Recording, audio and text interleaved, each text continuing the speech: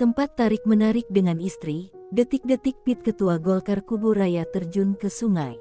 Pelaksana tugas Ketua Partai Golkar Kabupaten Kubu Raya, Kalimantan Barat M. Iqbal Zafarullah, diduga lompat ke Sungai Kapuas, Minggu tanggal 14 Mei tahun 2023 pagi.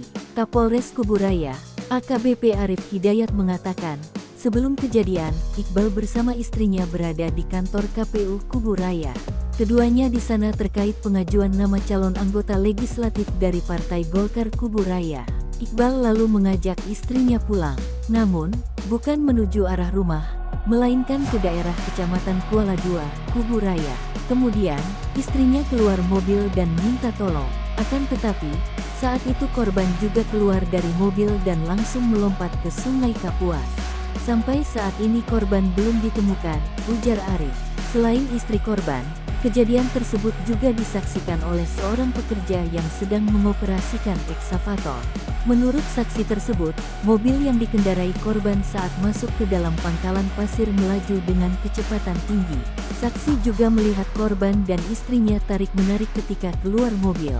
Hingga kemudian korban yang masih menggunakan baju warna kuning berjalan menuju tongkang pasir dan menceburkan diri tepat di jangkar.